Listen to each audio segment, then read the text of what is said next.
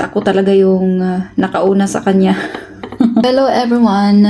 Gusto ko palang i-share sa inyo na alam niyo ba yung asawa ko walang experience na manligaw? Alam niyo ba kung bakit? Kasi never pa siya nagka-girlfriend. 22 years old siya nag-asawa. Wala siyang naging girlfriend kundi ako lang. Actually guys, nung hindi pa kami is may nakachat din siyang mga Filipina o naging girlfriend. Pero through online lang. In person, hindi pa. Tinatanong ko rin siya kung sa mga school nila, high school or college, kung nagkaroon ba siya ng girlfriend. Sabi niya wala, crush lang daw. O, diba? Kasi more on focus kasi siya sa pag-aaral guys. And tapos pag may free time siya, ang pinagkaabalahan lang niya is yung paglalaro. So, nagka-chat pala kami ni Habi guys, 2 months bago ko siya sinagot kasi syempre, alam niyo naman guys na hindi ako rin basta-basta sasagot ng hindi ko muna kilala. Dapat makilala muna namin yung isa't isa.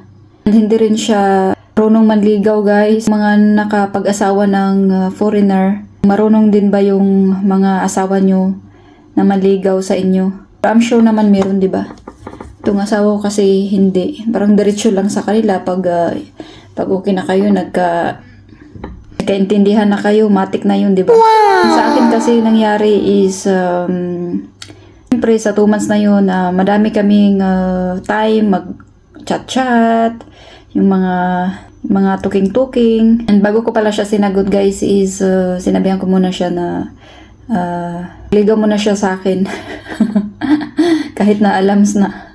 May mga naging jowa naman siyang Filipina din, mga kachat, pero hanggang dun lang din. Siguro kung hindi rin kami itinadhana ni Lord, baka sila, 'di ba? So God is good rin kasi pinagpray ko talaga na bigyan ako ng lalaki guys na kahit hindi mayaman, basta importante respeto, mapagmahal, hindi nananakit.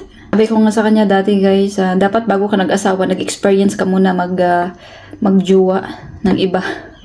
Ako, syempre ako guys, 25 years old, naka-experience naman na ako. Pero, maniwala kayo sa hindi guys, ako talaga yung nakauna sa kanya. Kaya nga sinabi ko sa kanya, dapat nagkaroon ka rin ng experience sa iba. Bago ka nag-asawa, di ba? Kaya, yung una naming kita guys, nahirapan talaga siya. Matagal din bago nag-success. Kasi wala namang experience yun. Sabi ko nga sa kanya, sino ba yung first kiss mo? Siyempre, nanay daw niya.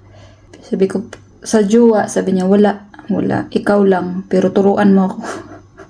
Ano, nagkita kami guys. Ayun, siyempre, diba? Girlfriend, boyfriend. Ayun, tinuruan ko siya.